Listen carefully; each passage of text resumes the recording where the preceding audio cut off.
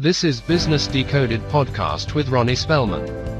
An informal chats with top business moguls as they share their stories of failure and success in a fun and relaxed way.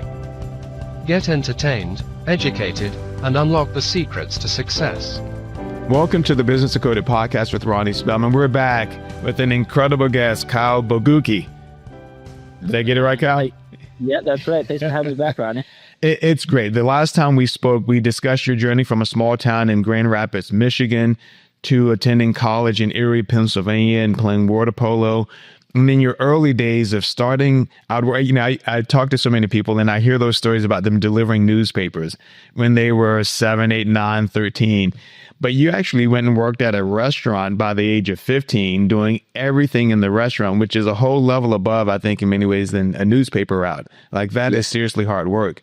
But I'm amazed by your journey and your business. So you're the founder of Black Shepherd Strategies, and you're based in Washington, D.C., which is one of the biggest markets to work. You've got New York and L.A. and Washington, D.C., and maybe even Chicago. But you've built a company with a loyal following. And I think one of the discussions we had was the vast majority of your work comes from referral, which is not an easy thing to achieve. So I appreciate your business and what you're doing. Tell our listener what it is that your business does. Yeah. So Black Shepherd Strategies, we started as in my basement office as a freelance graphic design company. And I've grown into a more of a business model where I can come out to agencies and bigger companies and provide a dynamic list of services backed with 18 years of experience here in the PR space in DC, on multiple different creative projects. Basically a one-man army with a handful of contractors that are ready to step in at any time. And Kyle, let's talk more about that. But I don't think we discussed it in my last conversation with you. So you found an opportunity where you were in college to move to Washington, D.C. for your first job. But one of the things I forgot to mention and bring up, you made that transition from college to the workplace in Washington, D.C. during one of the most challenging economic periods in the history of the United States. And this was the financial and housing crisis of 2008. So your timing was almost a disaster in many ways, right? But you made that transition. I was lucky. I can't tell you how many times I'm lucky. Mercyhurst, I was on the 4 years and 2 terms. So we weren't on semester model. We were on trimesters. Right. So I had 2 terms. So I was actually out in March of 2008, entering the workforce. So I had about a 2-month jump on the rest of my ilk of graduates and across the country, right? It's not just the people at my school, but everybody, all those marketable students graduating kind of want to go in the workforce. I had already 2 months in, 2.5 months in, and then the recession hits, and I'm seeing friends that the opportunities aren't there, things, and that's kind of the first taste of kind of the current stature, right? Like things haven't been strong since. But I made it through my company's rounds of layoffs, I saw the impact, directly in the office when a company goes from 110 to about 70, that's not nothing. And usually that last in is the first to go. So I'm not sure what it was about you that allowed you to stay, but that's incredible alone. Just that. Yeah.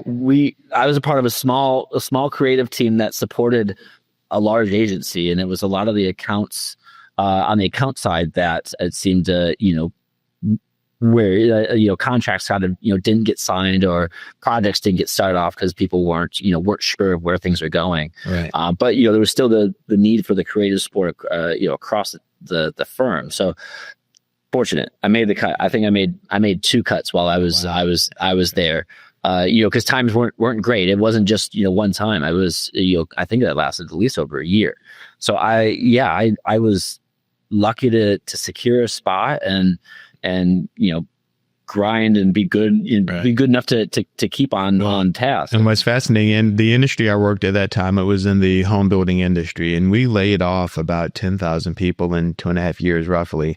But we started that process in December of 2006. So by the time Lehman Brothers went out of business in September 2008, we were really deep into it. And you're right, it was just a weird, difficult time. But you made it through, which is incredible, which probably speaks to the term that we mentioned in the last discussion about that grind. Yeah. And I have a good friend of mine that always tells me this. She's a marketing expert. And she says, Ron, the best time to market is through those periods of downturn, because when it comes back, you want to be very well positioned. And so I suspect a lot of those companies probably had that in mind. Like, no, we can't, we might be trimming back, but we need to make sure we're ready for the rebound. That's right. It's a little bit of a chess game, and kind of keeping your eyes open to what is actually going on. Right, you kind of get into the day to day of what your tasks are, your projects, or what your email inbox looks like. But being aware of the buzz of the company, and kind of who's running around the halls and what conversations are happening, and how to stay relevant, so that you stay in the brightest light when they're making those toughest decisions, so that that there's no question to. Now, all of that stuff was out of my control. All those, I was the junior designer, but I was still on my best behavior, so that at least I wasn't actively giving them a reason to kind of put me on that block. But so what inspired you to branch out on your own? So it sounds like you were at a great agency doing wonderful work for some really great clients. And I think you started the business in 2016. What propelled you, with roughly 8 years of experience, to go off on your own and work from your garage to build your vision of a business? Yeah, that's a good question. I, throughout my career, I always maintained a portfolio of clients. In the PR world, I can't technically show most of my work, right? It's all under NDAs, and it's all quiet. But if I wanted to grow, if I wanted to market myself, I needed things out there that I could show. Right. So to fill that gap, I had to find clients and outside work, and even for the sake of raising money. Right, you're a junior designer in a big city, like you're not making the most money. So there's a lot of motivating factors. So I worked through about 4 different agencies at that time. I think I had about 15 years of experience pulled in, and I had just finished a web development class where I could do front end development on top of all of the other creative work. And I said, let's give it a shot. Right. Let's see what happens. I'm young enough. I didn't have any kids at the time. The risk is minimal, and I still have a great network if something happens, but let's do it. So I actually did about 2 years, year and a half. When I first started it made it official, right? I made it an official LLC. I had a good enough bank of portfolio of clients that kept me busy enough. No. Obviously but it was a jumping point, and I had to take that leap. And Kyle, did you have to work a regular job and start the second business? Because a lot of people it just wasn't an official, right? So that makes sense. I had these clients while I had full-time jobs, and I was, you have to look at the math, and then you kind of have to ignore the math, right? Because you're like, I'm not going to make the same. Right. And then there's, health insurance and all those other things that factor into it. At an office for a little while, a dedicated space. But you just try it, right? It was just give it a shot. Well, and a lot of people ask, in my response to starting a business is, why not? What do you have to lose? You've got to make sure you cover your bills, your living bills, but why not? Yeah. It was a calculated risk. And I had a couple mentors, one of my stronger mentors that I'm still, very super close with. And, he kind of had a really good temperature read of where I was at too. So I had a strong outside voice kind of saying, give it a shot. Right. You can do this. And if not, we'll figure it out. Like, you're not going to do this alone. And I think that made a huge difference. Just having knowing that someone else there is not only rooting for you, but will help you kind of figure it out if it doesn't work out. Right. But go ahead. I was going to say, tell me about your breadth of clients. So and I'm just going to go through some of this and you can fill in the details, but public affairs, digital advocacy, you're working with national security contractors and nonprofits and NGOs. I don't think most people know what an NGO is, but you're working through consumer goods. Like your breadth of service and impact is just incredible. That's right. One of the things I realized at a young age, and why I thought this was a reality, it could be a reality, is with design and creative work, everybody needs it at some point in time. Whether it's a business card, a PowerPoint deck, a website, the opportunity is always out there. It's finding the people that are willing to hire you to do the work. So, and that's where I've kind of expanded. Having worked in the agencies across industries, like telecommunications and energy and startups and, the B2B business of cybersecurity clients trying to, work with other agencies or trying to capture government contracts, the B2B, B2G work, trying to, be subs or primes on any of this big government, these military contracts, the defense contracts, essentially. It's being able to work across the board. I brought that with me because it's the goals are the same. Or their audiences are different. I've expanded, understand the various audiences, but their goals are always the same. Right. And it's always somebody, the clients, sometimes they aren't sure what they need to do to get it done. Right.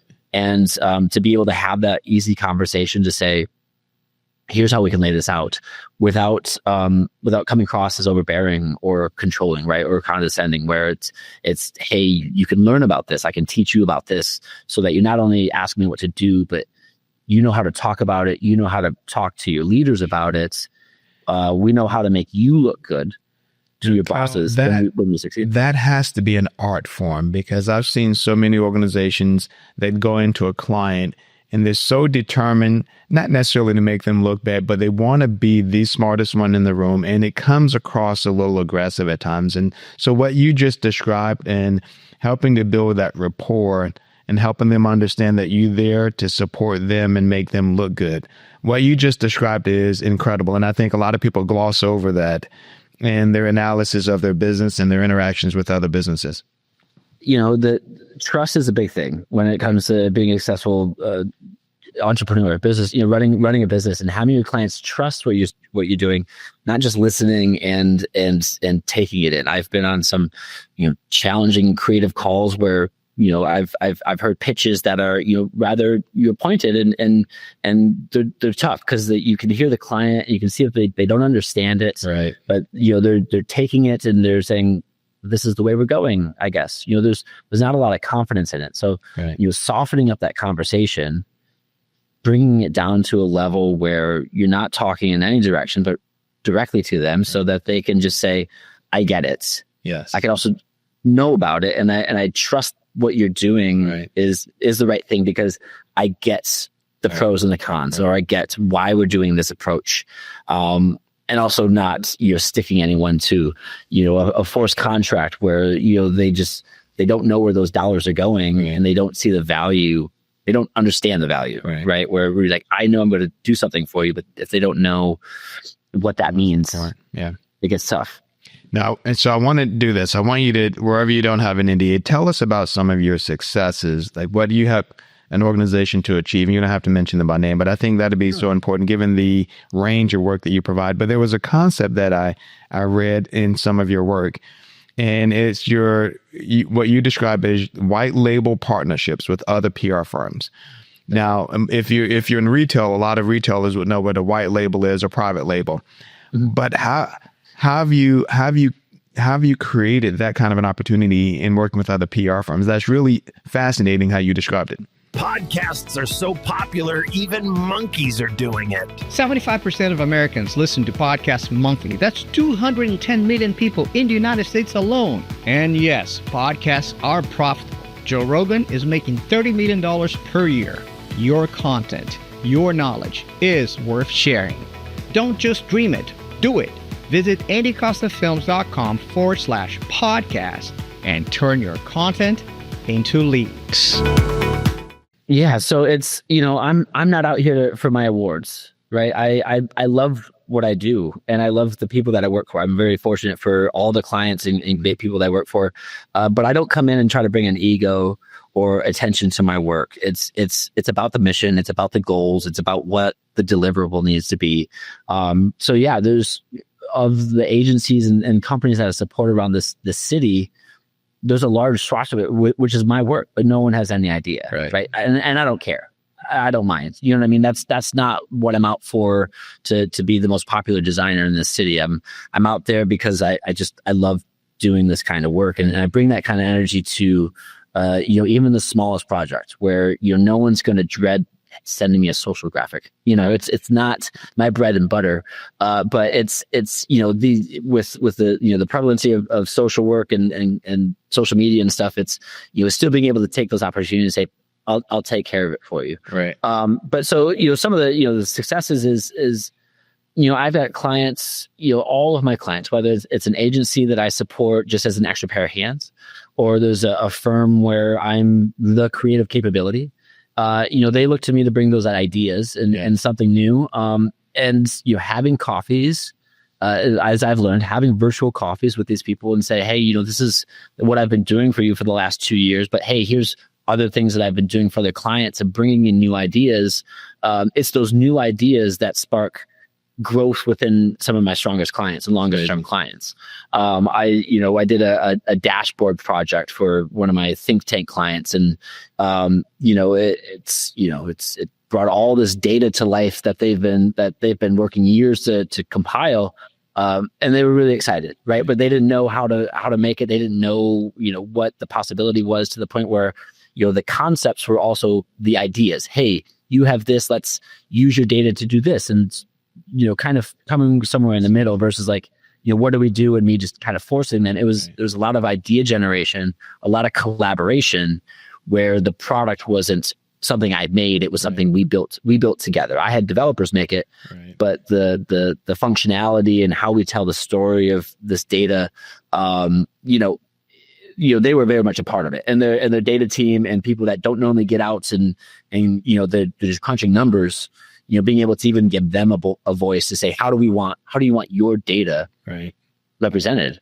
And it kind of, it brought a little more buzz to the client, to the team, to say, hey, we're all in this, and it's not that hard, right? It's not, this looks daunting, but it's not that bad. It's funny because I've been having similar conversations with one of my clients, is that it feels bigger, but it's not as complicated as you might recognize. The good thing is you can say that, Kyle can say that, and Ronnie can say that, because we have the experience of having done it. For them, it's a really big hill to climb. But because you've done it before, you can help them navigate it, and it's easier than they think. They just need to understand it. So I appreciate that. The other thing I appreciate, Kyle, in talking to you, is that I think a lot about my journey, and oftentimes I've been the guy behind the guy. In an organization, from an organizational standpoint, just so I can point to great successes, but I'm not necessarily the face of it. So behind the scenes, we have to make that big event execute well. And it sounds like you're doing much the same. So you can probably walk around Washington, D.C. and look at either a campaign or an event and think, I had a hand in that, and I had a hand in that one too, which is rewarding. That's right. Well, and a lot of my successes we sort of talked about is from the referrals, right? So, when I'm working with a client, a director on an account, and they have their hierarchy above and below them, we want to succeed on the projects. But again, that director, the person I'm working with, I want them to succeed too. Right. I'm looking through it through multiple lenses where, if they succeed and they change jobs, then, I'm still the person that helped them to succeed and carried on. Or if they succeed and someone says, hey, I've got something, again, there's not a week that goes by that I don't get an email from a stranger that says, hey, you worked for somebody. I haven't met most of my clients, by the way. Never on face, right? I've got to start making like trips this year to kind of see these people I work with. But that's just how it works, is, if you work close enough with people and if you treat them nice enough, and help them succeed and understand what they're doing, then it starts. It's the beginning of a nice relationship, personal relationship and professional. And then COVID was an opportunity for you. My understanding is that you grew during COVID. Yeah. So I was the head of I started the creative capability at one of my firms, a smaller company here in DC. And, we were very much kind of a butts and seats kind of company, not really strict, but with a little bit of flexibility. But, we had a lobbyist team that, was up on the Hill regularly meeting with congressmen on behalf of clients. And they lost that capability. They couldn't go to the Hill. So, we were making the one pagers and the flyers and the talking points, and, those messages weren't getting delivered on behalf of our clients. Okay. Our lobbyist team wasn't very digital savvy, right? They weren't digital first, I should say, right? They understood the digital world, but it wasn't on the first mindset. But what we turned around doing, and it's not crazy, but we started just doing digital landing pages, so that, hey, have a link to put the stuff out to that you can even update, right? It's not printed, it's not final. So even if you have to refine it, but arming them with digital tools to kind of continue up their work. That was also kind of where I started this white label approach, right? Where we were a creative team within a PR firm, right? But we had to generate more business because things were going around. So we found other agencies that didn't have creative teams, and we became their white label. That's fantastic. Creative team. So we found partnerships and media companies and other agencies around the country where and immigration law firms or whichever. We found ways to insert ourselves into other teams and be that team and market ourselves as such. And where I was even interfacing with clients, right? I had email addresses just to kind of make that conversation easier through other clients. So real quick, you had their email address is what you're saying. And that's important for people to distinguish. Establish me an email address so that, at least the client didn't think, it just didn't make a jarring experience, right? We didn't want the client to kind of think anything others, but nonetheless, we were at a completely different company. So it was just finding opportunities. What can we do to kind of stay busy? And that Chell honors that as well. So not just that piece, but this is very similar. The concept of bartering is a really good concept today. So if I provide a specific service and you provide something different, how can we collaborate? Which is, again, very much like what you said. If I can support you, or we can exchange services without exchanging cash. So if I provide a service that you need and you provide one, we exchange those services so that we can support our growth and partner together. But that's right. And finding opportunities. The biggest thing is being able to say yes. For teams that don't have the creative agency, right? For them to say, yes, we can still build you that website, right? Because then it allows them to do their PR campaign that they were going to try pitching anyways, but if they couldn't capture the rest of that proposal. So and that's so true. If you're competing against a bigger company that has all of those different departments and groups in-house, but like you said, you can go to a potential client and say yes, and then they call Kyle and say, Kyle, I need your help. You're my department for this specific service, right? That's it. And I partner. I've actually been on a couple of my longtime colleagues that are starting their new companies. We're in a partnership agreement for that very reason, so that they can say yes to those kind of projects, and I can be that expert, as needed, but also access to me grants them access to web developers and videographers and content specialists and strategists and a media company. So through me funnels the strengths of a full agency, right? And it's not just a freelance designer making the one pagers. There's a lot of strength behind me.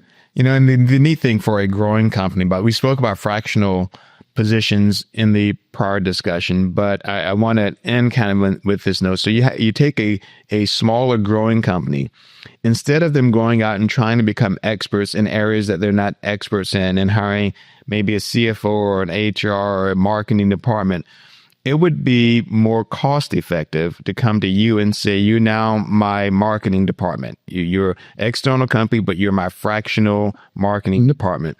I think a lot of business owners need to recognize what the value that they get from a level of expertise and going to this model versus trying to build their own in-house, especially in the early days of their growth. Yeah. I mean, it costs everything when you're starting a new business, but you still need to have access to those resources. Right. And that's kind of where we fit nicely, because we're not under most of my clients, retainers scare clients. Correct. Because that's dedicated money to something you don't know if you're going to need all the time. Right. And And that's a tough conversation to have. People try to, force clients into that kind of hold because they need to have that assurance. I don't have retainers with my clients. Right. Oh, wow. And I'm in a really funny position, and it's odd that, all of my clients could decide to call me tomorrow or not call me tomorrow. Sure. And I would have no work. But I've grown to the point where the ebbs and flows of all my clients, create a pretty steady sea for me where things are pretty flat. But none of them are locked into it. But that's why I have to go above and beyond on my service, on my communication, and the deliverables to say, hey, I'm a value at all times. Right. But I'm convenient for you, right? I'm easy for you, and I allow you to make easier decisions rather than tougher ones about That's a huge business model risk, because I've implemented some software systems, and a lot of systems back in the older days, I think a lot have moved to this model now, but back in the older days, they'd have you on a 12-month contract, right? So you have to pay someone from you on a 12-month contract, so you have to wait till the end of that contract. Some of the other newer models, you're not on a contract at all. They require you to give 30-day notice just from a functional standpoint. But I could have them leave at any time, but I didn't, because like you, they focused on the quality of their service and their outcomes, and they were incredible systems. So they knew just based on their product that I would stay because the product was good.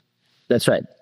And and that's it. And being able to, bring the excitement and bring the new ideas, bring consistency and professionalism. Right. At the end of the day, they need to trust that I'm going to get their work done for them in a timely manner. Right. DC works pretty fast, and even markets, all over. Communication, the way that people are talking to each other is fast.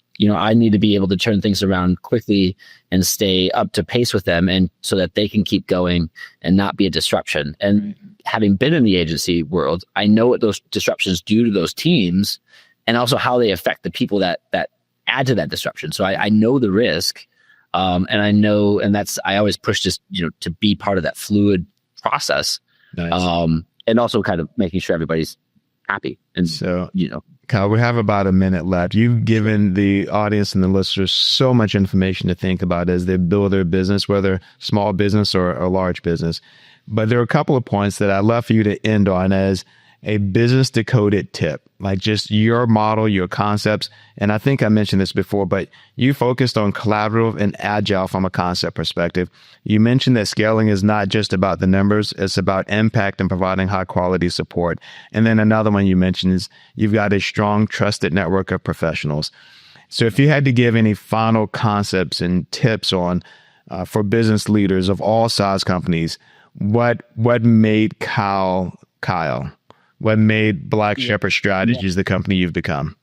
To be honest, I put myself out there, right? I knew that there was a risk to exposing myself. There's a little bit of vulnerability to kind of get out there, but putting myself out there, finding connections, finding people that I jive with, people that supported me, that I could support, at least for the starting point, right? And just to grow and to have a place to be, I had to reach out. So I had to, get over some of those mental hurdles of embarrassment or cold calls, but just expose yourself to and have those virtual coffees and connect with people. Think of, everything as an opportunity, big or small. Right. Whether it's a brochure that turns into a website, or a logo that turns into, doing a whiskey label bottle for, a client, right? Small opportunity is an opportunity that can be grown into something bigger. If you treat it right and if you do it well. Right. The other thing is, your products, my products plus my connections, right? Bring those opportunities. So the more people that know what I can do, the more people that are out there that can talk and be part of my, sell for me, right? Because with design, someone's got to know a guy that can do it. And the more that I become that guy for more people, is growth for me. And there's no way I couldn't do that without the network that I have. And you mentioned something that reminded me of a premise that the baseball coach used to say. And what I heard you say was those small wins can turn into big wins. But the baseball coach used to talk to people about swinging for the fences. So that every time they get up to bat, they're trying to get a home run. And sometimes it's not about the home run. It's getting those consistent base hits, getting those quick wins that are good, solid wins that can grow into the outcome you want. So you can win a game big by just being consistent, getting strong hits versus hitting for the fences, right? And that comes out of building trust, right? When they trust that you're there for the small things. Exactly. And most of design, right? I've been doing this for 18, 19 years now. Most of the work that I've done is small work, right? It's not in the scale, but you have to be there and be open and be receptive and still do your best job, because those big opportunities come. Absolutely. When they see that you're there, you're sticking it through, right. People notice, and perception, and being willing to take on those projects with the same attitude, right. Makes a big difference. And your willingness to do it, whatever it is, people begin to trust you for the kind of little bit bigger, and being aware of that process. Right. People say, "Oh, I've been doing this for so long, they should be giving me this big project now." But being strategic about it and say, "Let's try something a little bit bigger." Right. Let's build upon this versus, jumping to the top floor and being, taking control of all the creative. Right. It's about the journey of it and accepting it and being ready for it and planning it out. Right. Kyle, this has been a pleasure. Black Shepherd Strategies, congratulations. You're an absolutely amazing leader with a great business. You've been quoted in USA Today. You've been recognized for various different awards, especially even in your early days. I think you mentioned an award in college, but congratulations to you. How can someone find you? So I'm on LinkedIn. You can find me on LinkedIn. That's probably my primary social platform. So Kyle Bogucki, just search me up on LinkedIn. BlackShepherdStrategies.com. We just launched a new landing page. Nice. And then KyleBogucki.com is sort of my resume. So I have no other socials than that. But if you just search Kyle Bogucki, there's only two of us. I'm the other guy. So should be pretty easy to find. Kyle, thanks for joining us again. Thanks for having me. Let's stay connected. Man. Thank you for joining us on Business Decoded with Ronnie Spellman. Thank you for listening to Business Decoded podcast with Ronnie Spellman. Please be sure to subscribe and share, and stay tuned for more incredible Business Decoded episodes.